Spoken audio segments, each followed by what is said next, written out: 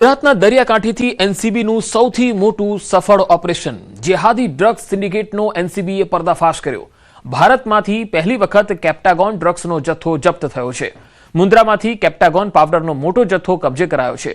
એક કન્ટેનરમાંથી આશરે 196.2 kilo કેપ્ટાગોન powder મળી આવ્યો। ઘેટાના ઊનના કન્ટેનરની આડમાં થતી હતી ડ્રગ્સની હેરાફેરી। કેસમાં સંડોવાયેલ સિરિયન નાગરિકની પણ ધરપકડ કરાઈ છે। વિઝા પૂરા થયા બાદ પણ ભારતમાં ગેરકાયદેસર રહેતો હોવાનું ખુલ્યું છે। નવી દિલ્હીમાં નેબસરાઈમાં ભાડેથી રહેતો હતો આરોપી। 11 મેના રોજ આરોપીના ભાડાના ઘરમાંથી કેપ્ટાગોન ટેબ્લેટ્સ મળી। આરોપીના ઘરમાંથી 31.5 કિલો કેપ્ટાગોન ટેબ્લેટ્સ મળી આવી, જેને કમર્શિયલ ચપાતી કટિંગ મશીનમાં કાળજીપૂર્વક છુપાવી હતી। આ ડ્રગ્સનો જથ્થો ભારતમાંથી સાઉદી અરેબિયા મોકલવાનો હતો। નવી દિલ્હી અને કચ્છ બંને જગ્યાએથી રૂપિયા 182 કરોડનો કુલ 227.7 કિલો કેપ્ટાગોન ટેબ્લેટ અને પાવડરનો જથ્થો જપ્ત કરાયો છે। આંતરરાષ્ટ્રીય ડ્રગ્સ નેટવર્ક હવાલા અને લોજિસ્ટિક મામલે એનસીબીએ શરૂ કરી ઊંડાણપૂર્વક તપાસ। તો આ સમગ્ર મામલે દેશના ગૃહમંત્રી અમિત શાહે પણ એનસીબી ટીમને અભિનંદન આપ્યા। સોશિયલ મીડિયા સાઇટ એક્સ પર પોસ્ટ કરીને અભિનંદન આપતા કહ્યું કે એનસીબીએ ઓપરેશન રેજપિલને સફળતાપૂર્વક પાર પાડ્યું છે। ડ્રગ્સ સામે ઝીરો ટોલરન્સ પ્રત્યે અમારી પ્રતિબદ્ધતા છે। દેશમાંથી જતા ડ્રગ્સના એક ગ્રામ પર કડક કાર્યવાહી થશે। ભારત ડ્રગ ટ્રાફિકિંગ અને ડ્રગના દુરુપયોગને રોકવા કટિબદ્ધ છે। ગુપ્ત માહિતી શેરિંગ, ડ્રગ કિંગપિન્સના પ્રત્યાર્પણ અને નાર્કો આતંકવાદ સામે સંકલિત કાર્યવાહી યથાવત રહેશે। ડ્રગ્સ ટ્રાફિકિંગ અંગે આંતરરાષ્ટ્રીય સહયોગને મજબૂત કરવા માટે અમે પ્રતિબદ્ધ છીએ। તો અમિત શાહે પણ એનસીબીની ટીમને અભિનંદન આપ્યા। એનસીબીનું ઓપરેશન રેજપિલ હિંસક પ્રવૃત્તિઓ માટે ખાસ કરીને જે આ દવા છે તેનો ઉપયોગ થતો હોય છે। જાતીય કાર્યક્ષમતા વધારવા માટે પણ તેનો ઉપયોગ થાય છે। આ ડ્રગ્સ અને આ દવા ખાવાથી થાક ઓછો લાગે છે, અચાનક એનર્જી શરીરમાં આવવા લાગે છે। ડ્રગ્સ સાથે એક સિરિયન નાગરિક પણ પકડાયો છે જે આ ડ્રગ્સ લઈને આવતો હતો। હાલ સમગ્ર મામલે આગળની તપાસ ચાલી રહી છે। દાહોદના લીમખેડાની ધાનપુર ચોકડી પાસેથી કારમાંથી કરોડોની બિનહિસાબી રોકડ પકડાઈ। રૂટીન વાહન ચેકિંગ દરમિયાન પોલીસે આર્ટિગા કારમાંથી 2.56 કરોડથી વધુની રકમ જપ્ત કરી છે। પોલીસ તપાસમાં કારમાંથી આશંકાસ્પદ 3 પાર્સલ મળી આવ્યા। પંચોની હાજરીમાં ગણતરી કરાઈ તો પાર્સલમાંથી કુલ 2.56 કરોડથી વધુની ભારતીય ચલણી નોટોનો મોટો જથ્થો મળી આવ્યો। દાહોદની આગળિયા પેઢીમાંથી આ માતબર રકમ વડોદરા લઈ જવાતી હોવાનો પ્રાથમિક ખુલાસો છે। મોટી રકમ અંગે કાર ચાલક રાજુભાઈ નીનામા કોઈપણ કાયદેસરના આધાર પુરાવા રજૂ કરી શક્યા ન હતા।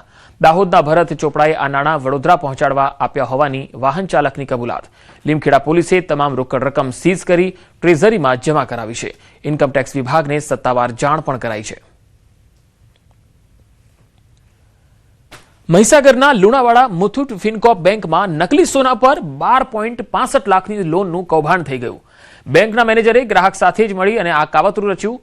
રામદેવ ગોલ્ડ બાયર નામની એજન્સી સાથે ઠગાઈ કરી।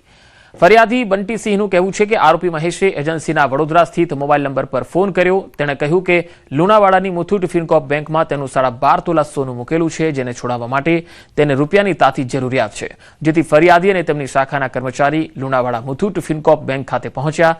ત્યાં હાજર બેંક મેનેજર ધવલભાઈ કડિયાએ ખાતરી આપી કે મહેશ કુમારનું 12.5 તોલા સોનું બેંકમાં જમા છે અને તે છોડાવવા માટે 12,63,141 રૂપિયા ભરવાના છે। બેંક મેનેજરની વાત પર વિશ્વાસ રાખીને તમામ પ્રક્રિયા પૂર્ણ કરી અને આરોપીને પૈસા આપ્યા। પરંતુ ત્યારબાદ તપાસ દરમિયાન માલુમ પડ્યું કે આ આખું સોનું જ તદ્દન નકલી હતું, જે અંગે બેંક મેનેજર અને મુખ્ય આરોપી વિરુદ્ધ વિશ્વાસઘાત અને છેતરપિંડીનો ગુનો દાખલ થયો છે।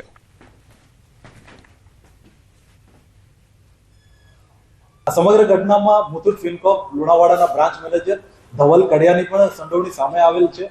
જ્યારે આ આરોપી મહેશ કુમાર વાડન મુથુટ ફિનકોપમાં લોન લેવા ગયેલ હતા તે વખતે આ જે બ્રાન્ચ મેનેજર છે ધવલ કડિયા એમના દ્વારા આ સોનું સાચું છે કે ખોટું છે તે બાબતે ખરાઈ કર્યા બાદ એમને લોન આપવાની જરૂર હતી, પરંતુ આવી કોઈ પણ પ્રોસિજર એમના તરફથી ફોલો કરવામાં નહીં આપેલ। પોલીસે આ બંને વ્યક્તિઓ વિરુદ્ધ ગુનો દાખલ કર્યો છે અને આગળની તપાસ ચાલુ છે। જૂનાગઢમાં મહિલાની હત્યાનો ભેદ ઉકેલાયો છે। નજીકના જ વ્યક્તિએ હત્યા કર્યાનું સામે આવ્યું। પૈસાની લેતી દેતી મુદ્દે હત્યા થઈ હોવાનું પ્રાથમિક તારણ છે। ગિરિરાજ વિસ્તારના ચિત્રકૂટ સોસાયટીમાં હત્યા થઈ હતી। 4 દિવસ પહેલા ગળું કાપીને હત્યા કરી હતી। આરોપીની પૂછપરછમાં વધુ ખુલાસાઓ થઈ શકે। ક્રાઇમ બ્રાન્ચ અને અલગ અલગ ટીમો દ્વારા હત્યાનો ભેદ ઉકેલાયો છે। જૂનાગઢમાં મહિલાની હત્યાનો ભેદ ઉકેલાયો છે। આરોપીની પૂછપરછમાં વધુ કેટલાક ખુલાસાઓ થઈ શકે છે। નજીકના જ વ્યક્તિએ હત્યા કરી હોઈ શકે છે।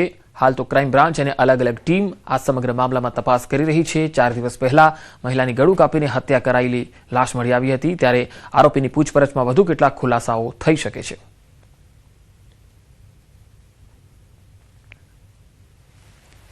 જૂનાગઢથી આ તસવીરો આવી રહી છે. નજીકના જ વ્યક્તિએ મહિલાની હત્યા કરી હોવાનું સામે આવ્યું છે. 4 દિવસ પહેલા ગળું કાપીને હત્યા કરવામાં આવી હતી.